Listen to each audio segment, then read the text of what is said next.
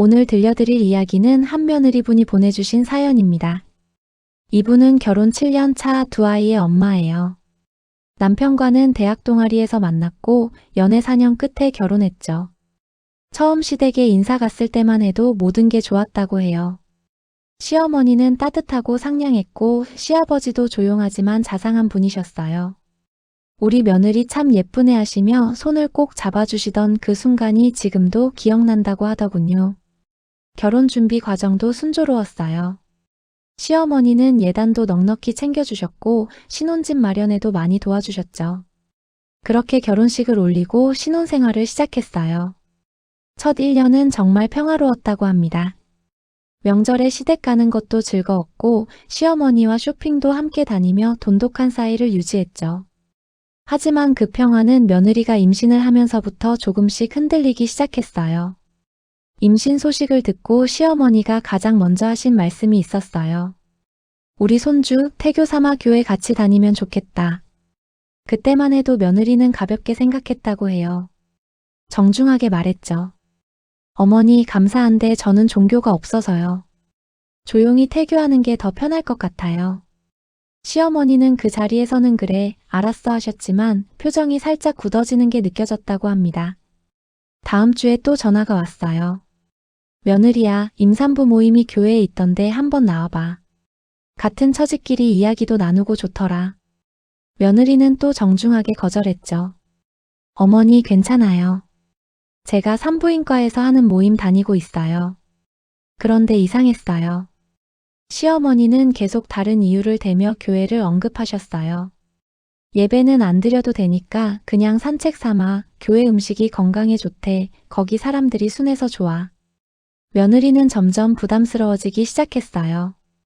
출산 후 산후조리원에 있을 때였어요. 시어머니가 꽃다발을 들고 오셨는데 함께 온 분들이 있었어요. 우리 교회 권사님들이야. 손주 보러 왔어. 며느리는 깜짝 놀랐지만 웃으며 인사했죠. 그런데 그분들이 아기를 보며 하신 말씀이 이 아이에게 하나님의 축복이 가득하길 하시며 아기 이마에 손을 얹고 기도를 하시는 거예요. 며느리는 당황스러웠지만 산후조리원이라 뭐라 할 수도 없었어요. 그날 저녁 시어머니가 조용히 말씀하셨어요. 며느리야, 너도 이제 알아야 할 게 있어. 우리 집안은 3대째 장로 집안이야. 시아버지, 할아버지 때부터 교회 일을 해오셨고 우리 시아버지도 은퇴 장로셔. 나도 권사고. 그 말씀을 하실 때 시어머니의 눈빛이 달라져 있었어요. 처음 보는 단호함이었죠. 우리 손주가 하나님의 자녀로 자라야 해. 네가 이해해줬으면 좋겠어. 며느리의 가슴이 철렁 내려앉았다고 합니다.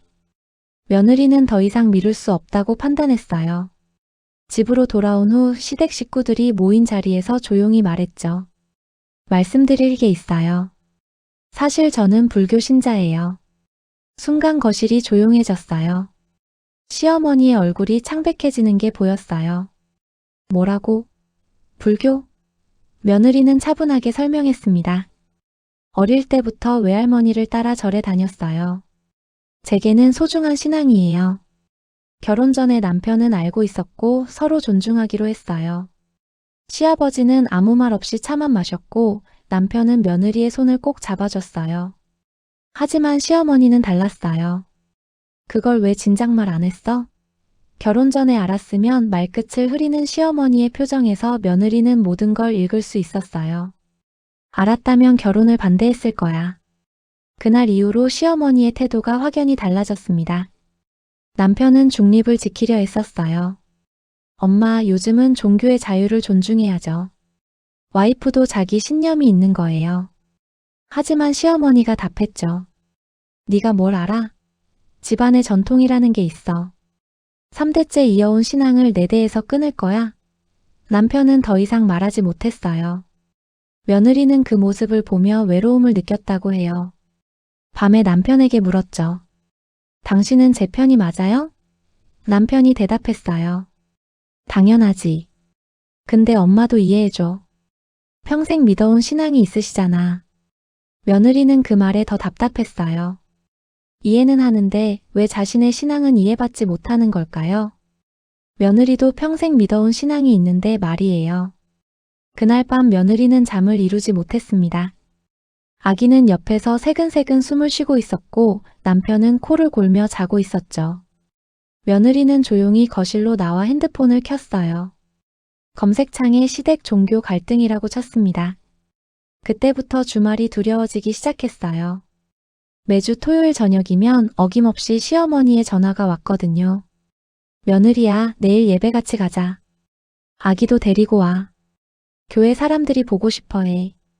며느리는 매번 정중하게 거절했어요. 어머니, 죄송한데 저는 일요일에 집에서 쉬고 싶어요. 그럼 토요일 저녁 예배는? 짧아, 1시간이면 끝나. 어머니, 정말 괜찮아요. 전화를 끊고 나면 며느리는 한숨이 나왔어요. 남편에게 말했죠. 당신 엄마한테 좀 말해줘요. 저 매주 이러면 힘들어요. 남편은 난처한 표로 답했어요. 알았어, 내가 말해볼게. 하지만 달라지는 건 없었어요. 다음 주도 그 다음 주도 똑같은 전화가 왔어요. 어느 순간부터 며느리는 시어머니의 전화를 받는 게 무서워졌습니다. 통화 기록에 어머니라는 이름이 뜨면 가슴이 두근거렸어요. 오늘은 또 무슨 이유로 교회를 말씀하실까? 시댁 모임이 있는 날이었어요. 큰아버지, 작은아버지 가족들이 모두 모였죠. 밥을 먹다가 시어머니가 갑자기 말을 꺼내셨어요. 우리 며느리는 교회를 안 다녀요. 순간 모든 시선이 며느리에게 쏠렸어요. 큰어머니가 물었죠. 어머, 왜요? 몸이 안 좋아요? 시어머니가 대답했어요. 아니, 불교 신자래요. 그 말에 식탁 분위기가 싸늘해졌어요. 큰아버지가 말했죠. 우리 집안의 불교 신자는 처음이네. 참 의외야. 작은어머니는 며느리를 보며 말했어요. 그래도 시댁 따라 교회는 다녀야 하는 거 아니에요? 가족이 함께 믿음을 가지는 게 중요한데. 며느리는 조용히 고개를 숙였어요. 변명하고 싶지 않았어요. 아니, 변명할 이유도 없었어요. 하지만 그 자리가 너무나 고통스러웠죠. 시동생이 분위기를 바꾸려 농담을 했지만 이미 며느리의 마음은 무너진 뒤였습니다. 집으로 돌아오는 차 안에서 며느리는 한마디도 하지 않았어요. 어느 일요일 오후 초인종이 울렸어요. 며느리가 문을 열자 시어머니와 낯선 남자분이 서 계셨어요. 우리 교회 목사님이야. 인사하러 왔어. 며느리는 당황했지만 안으로 모셨죠. 남편은 마침 회사 일로 외출한 상태였어요. 목사님은 부드럽게 웃으며 말씀하셨어요. 권사님께 얘기 많이 들었습니다. 아이도 예쁘고 며느리분도 좋으시다고. 며느리는 어색하게 차를 내왔어요. 목사님이 본론을 꺼냈죠. 제가 오늘 온 이유는요. 권사님께서 며느리분이 신앙에 관심이 있으신 것 같다고 해서요. 며느리는 깜짝 놀랐어요. 관심이 있다고요? 시어머니를 보니 눈을 피하셨어요. 며느리는 정중하지만 단호하게 말했습니다. 목사님, 죄송하지만 저는 불교 신자입니다. 신앙에 대한 관심이 있다는 건 오해예요. 목사님의 표정이 굳었고 시어머니의 얼굴은 붉어졌어요. 그날 두 분은 어색하게 돌아가셨고 그 후로 시어머니와 며느리 사이에는 보이지 않는 벽이 생겼습니다. 며느리는 어린이집 하원 시간에 아이를 데리러 갔어요. 그런데 담임 선생님이 조심스럽게 말했죠. 어머니, 혹시 아이를 주일학교에 보내실 계획 있으세요? 며느리는 고개를 갸우뚱했어요. 아니요, 왜요? 선생님이 설명했어요. 할머니께서 오셔서 주일학교 등록하고 가셨거든요. 확인차 여쭤봤어요. 며느리의 머릿속이 하얘졌어요. 집에 돌아오자마자 시어머니께 전화했죠. 어머니, 제 허락도 없이 아이를 주일학교에 등록하셨어요? 시어머니는 태연하게 답했어요. 응, 아이가 친구도 사귀고 좋잖아. 너무 예민하게 굴지 마. 며느리가 목소리를 높였어요. 어머니, 이건 예민한 문제가 아니에요. 제 아이예요. 부모 허락 없이는 안 돼요. 시어머니의 목소리도 날카로워졌죠. 내 손주이기도 해. 내가 손주 좋은 곳 데려가는데 뭐가 문제야? 전화는 그렇게 끊어졌어요. 며느리는 그날 주일학교 등록을 취소했습니다. 하지만 시어머니와의 관계는 더욱 틀어졌어요. 명절이 다가왔어요. 며느리는 늘 하던 대로 한복을 입고 시댁에 갔죠. 차례상을 차리는데 시어머니가 말했어요. 올해부터는 차례 대신 예배를 드릴 거야. 며느리는 조용히 물었어요. 어머니, 제사는 전통이잖아요. 왜 갑자기요? 시어머니가 단호하게 답했어요. 우리 집안은 이제 우상 숭배 안 해. 목사님도 그렇게 하라고 하셨어. 며느리는 당황스러웠지만 참았어요. 그런데 식구들이 모여 기도할 때 시어머니가 며느리를 불렀죠. 며느리야, 너도 같이 기도해. 며느리는 조용히 말했어요. 어머니, 저는 제 방식대로 조상님께 묵념하겠어요. 시어머니의 얼굴이 일그러졌어요. 이 집에서는 우리 방식을 따라야 해. 네가 무슨 권리로 거부해? 결국 며느리는 그 자리에 서 있기만 했어요. 기도도 안 하고 고개도 숙이지 않았죠. 식사 시간 내내 시어머니는 며느리를 쳐다보지도 않았습니다. 집으로 돌아오는 길 며느리는 눈물을 흘렸어요. 며느리는 작은 방 한쪽에 자신만의 공간을 만들어뒀어요. 작은 불단에 향을 피우고 염주를 놓고 가끔 그 앞에 앉아 마음을 가다듬곤 했죠. 그게 며느리에게는 위안이었어요. 어느 날 시어머니가 아이를 봐주러 왔을 때예요. 며느리가 장을 보고 돌아오니 방 분위기가 이상했어요. 며느리의 불단이 치워져 있었어요. 어머니, 제 물건은요? 시어머니가 무심하게 답했어요. 버렸어. 우리 집에 그런 거 있으면 안 되잖아. 며느리는 믿을 수 없었어요. 어머니, 그게 제 신앙인데요. 어떻게 그럴 수 있어요? 시어머니는 목소리를 높였어요. 신앙? 그게 무슨 신앙이야. 우상숭배지. 이 집에서 그런 건 용납 못해. 며느리는 온몸이 떨렸어요. 분노와 슬픔이 동시에 밀려왔죠. 남편이 퇴근하고 돌아왔을 때 며느리는 처음으로 소리를 질렀어요. 당신 엄마가 내 물건을 버렸어. 이게 정상이에요? 남편은 난처해하며 말했어요. 미안해, 내가 엄마한테 말할게. 하지만 며느리는 알고 있었어요. 말로는 해결되지 않는다는 걸. 며느리는 더 이상 참을 수 없었어요. 시어머니를 직접 만나 이야기하기로 했죠. 카페에서 둘만 만났어요. 며느리가 차분하게 말했습니다. 어머니, 저도 어머니를 존중해요. 어머니의 신앙도 존중하고요. 하지만 저도 존중받고 싶어요. 시어머니는 차가운 표정으로 답했어요. 존중? 네가 우리 집안을 존중한 적이 있어? 3대째 이어온 신앙을 무시하면서. 며느리가 말했죠. 무시한 게 아니에요. 저는 제 신앙을 지키고 싶을 뿐이에요. 시어머니가 비웃었어요. 그래서 우리 손주도 절에 데려갈 거야? 우리 집안을 불교 집안으로 만들 거야? 며느리는 고개를 저었어요. 아니요, 아이는 크면 스스로 선택하게 할 거예요. 강요하지 않을 거예요. 시어머니가 테이블을 탁 쳤어요. 그게 바로 문제야. 네가 아이를 방치하는 거잖아. 우리는 3대째 하나님을 섬겨왔어. 그 전통을 내 대에서 끊을 순 없어. 며느리는 조용히 자리에서 일어났어요. 어머니, 저는 당신의 며느리지 당신의 소유물이 아니에요. 그날 이후 시어머니의 공격은 더욱 거세졌어요. 남편에게 전화해서 말했죠. 내 아내가 이 집안을 망치고 있어. 이혼해. 남편은 황당해했어요. 엄마, 무슨 소리예요? 저희 잘 살고 있어요. 시어머니는 울먹이며 말했어요. 네가 뭘 알아. 저 여자 때문에 우리 집안이 하나님께 벌 받을 거야. 3대째 이어온 신앙이 끊어지면 너희도 복 못 받아. 남편이 대답했어요.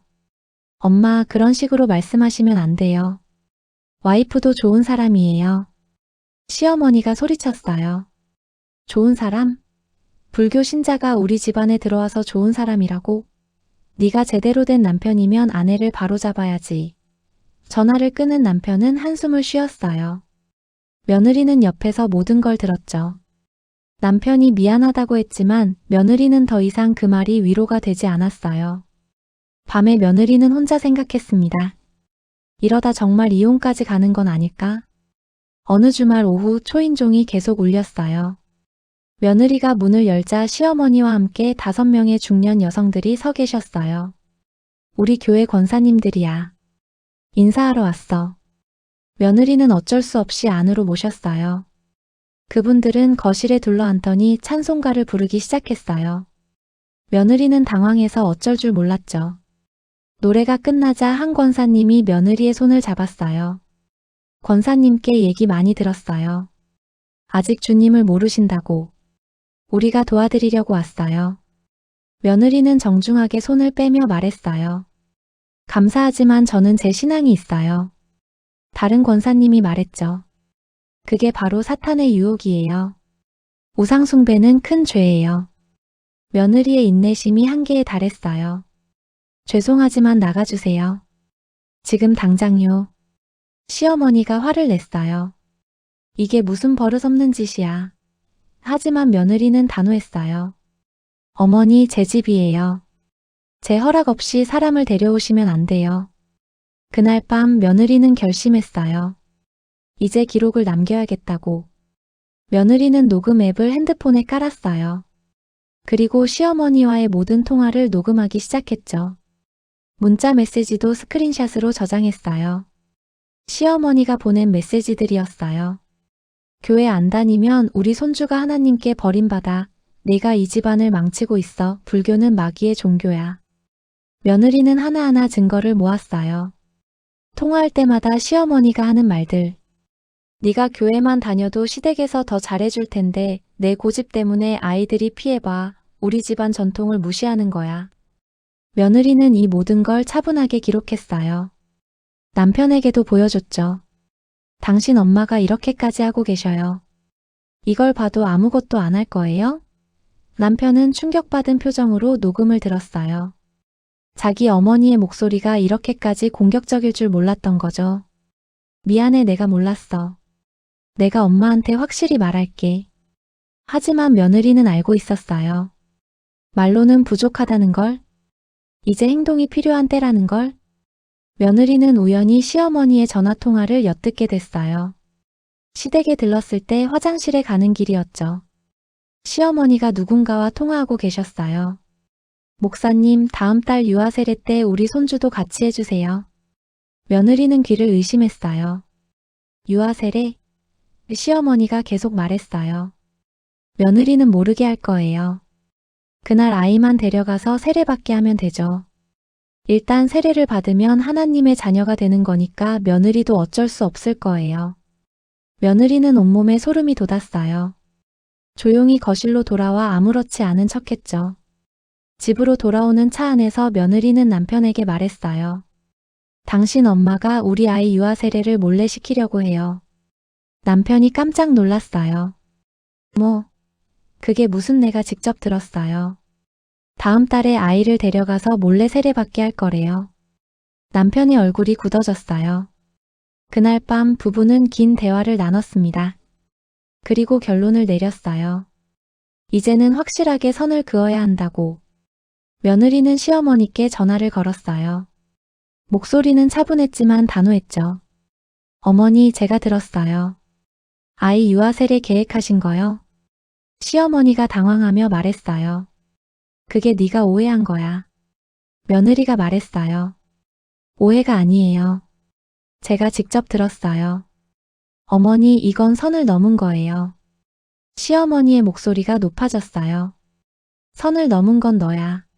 우리 손주를 불신자로 키우겠다는 게 선을 넘은 거지.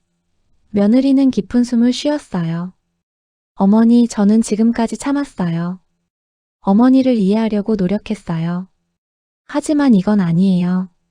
제 아이예요. 제 허락 없이는 안 돼요. 시어머니가 소리쳤어요. 내 손주이기도 해.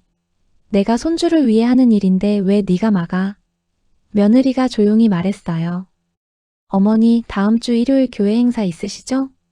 저도 가겠어요. 시어머니가 놀라며 물었어요. 갑자기 왜? 며느리는 잠시 침묵했다가 답했어요. 제대로 이야기하고 싶어서요. 남편과 며느리는 심각한 대화를 나눴어요. 며느리가 말했죠. 이번이 마지막이에요. 만약 어머니가 태도를 바꾸지 않으시면 저는 아이들을 데리고 친정에 가 있을 거예요. 남편이 놀라며 물었어요. 그게 무슨 소리야? 이혼하자는 거야? 며느리가 고개를 저었어요. 이혼은 아니에요. 하지만 저도 더 이상 못 참아요. 당신 엄마는 제 신앙을 무시하고 제 의견은 존중하지 않고 제 아이까지 제 허락 없이 자기 마음대로 하려고 해요. 남편이 손으로 얼굴을 감추려요. 알았어, 내가 엄마한테 확실히 말할게. 이번엔 정말로. 며느리가 남편이 손을 잡았어요. 당신이 말하는 걸로는 안 돼요. 이제는 제가 직접 해야 해요. 당신은 그냥 제 편에 서 있어주면 돼요. 남편이 물었죠. 일요일에 뭘 하려고? 며느리는 조용히 답했어요. 진실을 말하려고요. 제가 얼마나 힘들었는지, 어머니가 얼마나 선을 넘으셨는지요. 남편은 불안한 표정이었지만 고개를 끄덕였어요. 일요일 아침이 밝았어요. 시어머니가 전화를 걸어왔죠. 오늘 교회 온다며? 9시까지 와. 늦으면 안 돼. 며느리는 차분하게 답했어요. 네, 어머니. 꼭 가겠습니다. 며느리는 단정한 옷을 입었어요. 남편도 정장을 입었죠. 아이들은 친정어머니께 맡겼어요. 교회로 가는 차 안에서 며느리는 가방 속 녹음기를 확인했어요. 오늘 필요할지도 모르니까요. 교회에 도착하자 시어머니가 반갑게 맞이했어요. 어머, 정말 왔네. 빨리 들어가자. 예배당은 사람들로 가득했어요. 시어머니는 며느리를 맨 앞자리로 데려갔죠. 주변 사람들이 수군거렸어요. 저분이 권사님 며느리래. 드디어 교회 나오기 시작했나 봐. 며느리는 조용히 자리에 앉았어요. 예배가 시작됐고 찬송가가 울려 퍼졌어요. 며느리는 노래하지 않았어요. 그저 앉아서 기다렸죠. 오늘 있을 일을. 예배가 끝나고 시어머니가 며느리를 소개하는 시간이 왔어요. 여러분, 오늘 우리 며느리가 처음으로 교회에 나왔어요. 박수 소리가 터져 나왔어요. 시어머니는 계속 말했어요. 사실 며느리가 그동안 불교 신자였는데 드디어 마음을 돌렸답니다. 하나님의 은하죠. 며느리는 아무 말도 하지 않았어요. 교인들이 다가와 악수를 청했죠. 잘 오셨어요. 하나님께서 인도하셨네요. 며느리는 미소만 지었어요. 예배 후 친교 시간이 시작됐고 시어머니는 며느리를 여기저기 데리고 다니며 자랑했어요. 우리 며느리예요. 이제 우리 가족 모두 하나님을 섬기게 됐어요. 며느리는 계속 조용히 따라다녔어요. 그리고 기다렸죠. 적절한 순간을. 목사님이 교인들 앞에서 광고를 하는 시간이 왔어요. 다음 주는 유아 세례가 있습니다.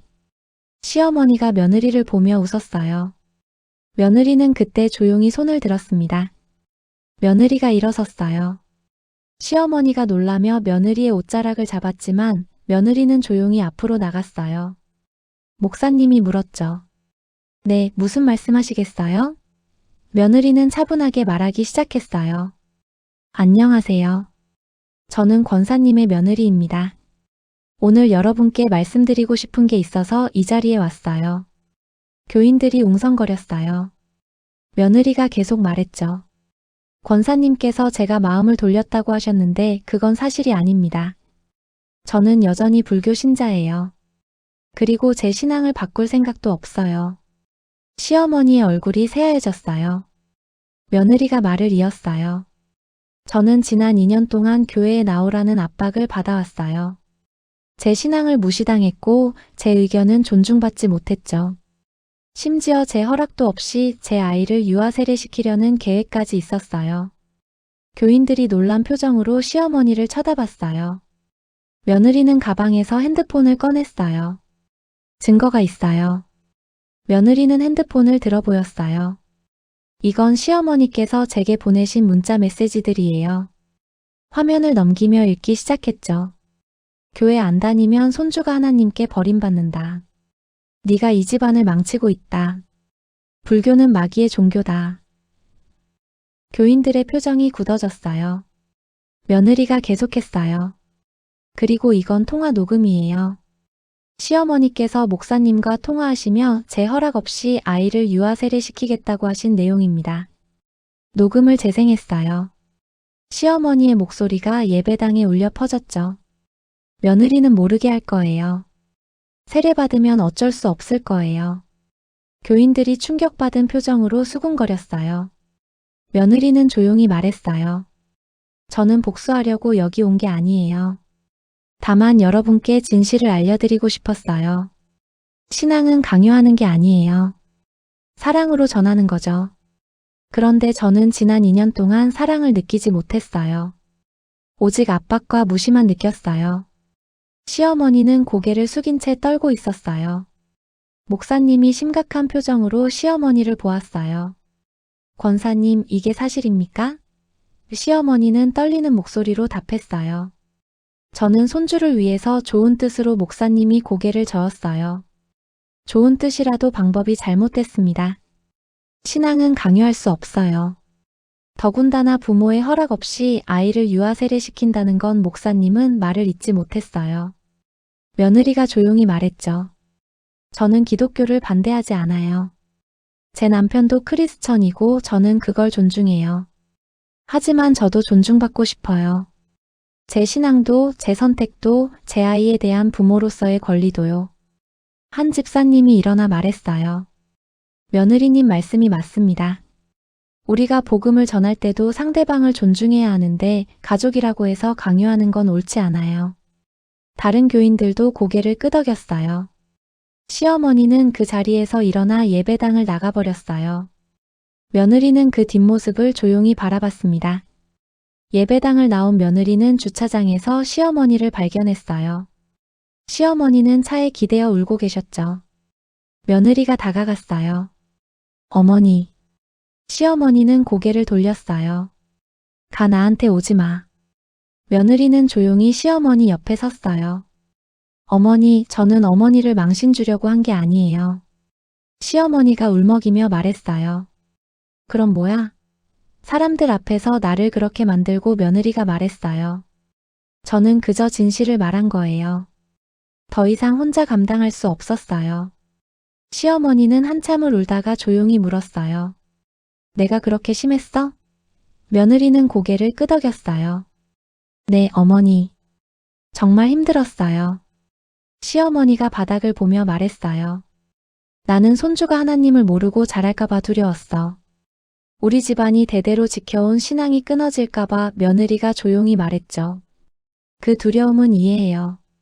하지만 그 두려움 때문에 저를 상처 입혀도 되는 건 아니잖아요. 시어머니는 한참을 울었어요. 그리고 조용히 말했죠. 미안해, 정말 미안해. 며느리는 아무 말도 하지 않았어요. 그저 옆에 서 있었죠. 시어머니가 계속 말했어요. 나는 내가 옳다고 생각했어. 하나님을 위한 일이니까 당연히 옳다고 생각했지.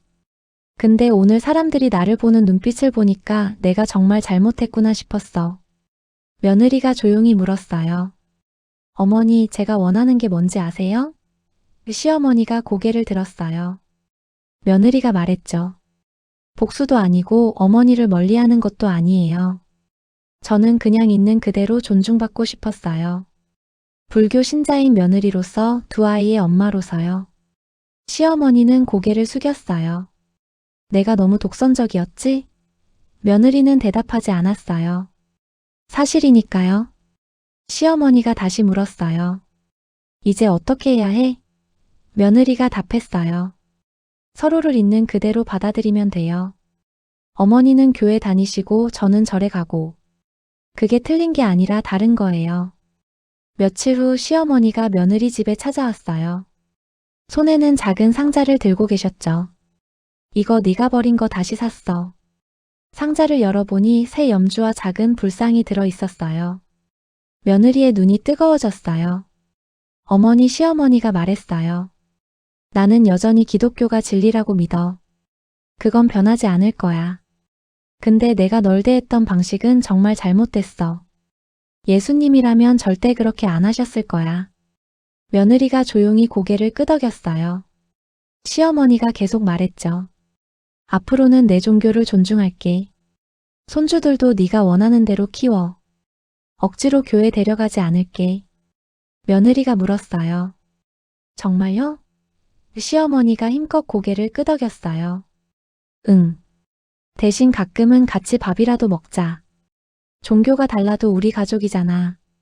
며느리는 처음으로 시어머니를 꼭 안았어요. 고맙습니다, 어머니. 시어머니는 교회로 돌아가 목사님을 찾아갔어요. 목사님, 제가 사임서를 쓰려고 합니다. 목사님이 놀라며 물었죠. 왜요? 그럴 필요 없어요. 시어머니가 말했어요. 아니에요. 저는 권사라는 직분을 가지고 있으면서 가장 기본적인 사랑을 실천하지 못했어요. 제 며느리를 사랑하지 못했고 존중하지 못했어요. 목사님이 조용히 고개를 끄덕였어요. 권사님, 깨달았다면 그걸로 충분해요. 사임할 필요는 없어요. 대신 이제부터라도 제대로 하시면 돼요.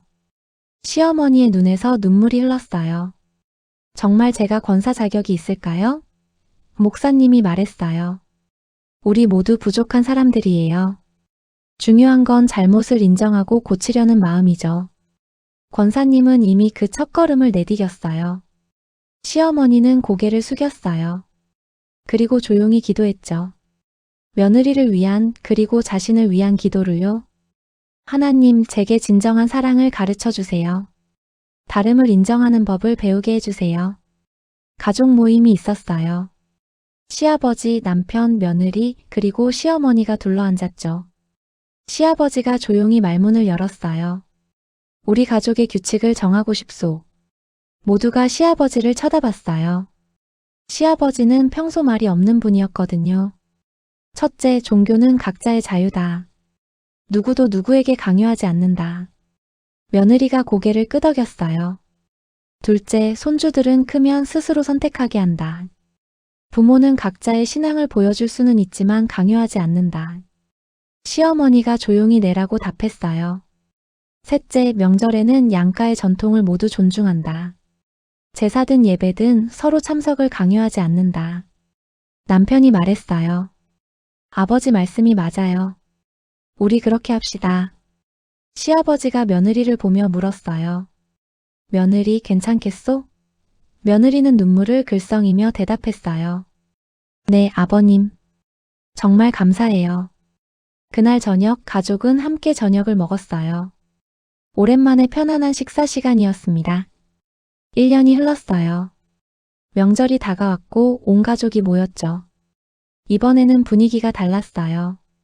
시어머니는 교회에서 준비한 음식을 가져왔고 며느리는 절에서 받아온 과일을 준비했어요. 시아버지가 말했어요. 오늘은 우리 각자의 방식으로 조상님을 기리는 게 어떨까? 시어머니는 조용히 기도했고 며느리는 향을 피우며 절을 했어요. 남편과 아이들은 두 전통을 모두 지켜봤죠. 큰아이가 물었어요. 엄마는 왜 절하고 할머니는 왜 기도해? 며느리가 부드럽게 답했어요. 사람들은 마음을 표현하는 방식이 다르단다. 할머니는 할머니 방식대로, 엄마는 엄마 방식대로 조상님을 기억하는 거야. 아이가 또 물었어요. 그럼 나는 뭘 해야 돼? 남편이 답했죠. 네가 커서 스스로 정하면 돼. 지금은 두 가지 다 배우는 거야. 시어머니와 며느리가 눈을 마주쳤어요.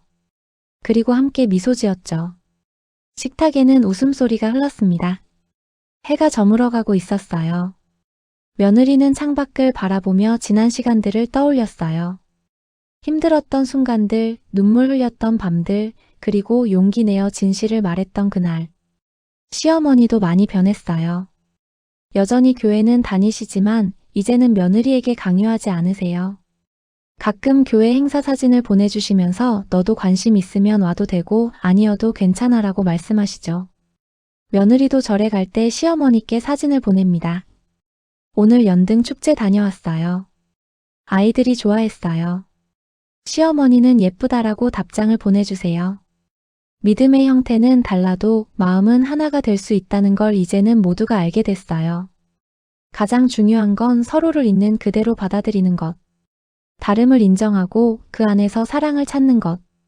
며느리는 조용히 미소 지었어요. 이제는 진짜 가족이 된 것 같았거든요. 이 이야기를 듣고 계셨던 여러분도 혹시 비슷한 경험이 있으신가요? 가족 간의 종교 갈등, 세대 간의 가치관 차이 쉽지 않은 문제들이죠. 하지만 오늘 이야기처럼 진심 어린 대화와 서로에 대한 존중이 있다면 해결의 실마리를 찾을 수 있다는 걸 기억해 주셨으면 합니다. 오늘 영상이 조금이라도 위로가 되셨다면 구독과 좋아요로 응원해 주세요. 여러분의 이야기도 댓글로 들려주시면 함께 공감하며 읽어보겠습니다. 다음에도 더 좋은 이야기로 찾아뵙겠습니다. 감사합니다.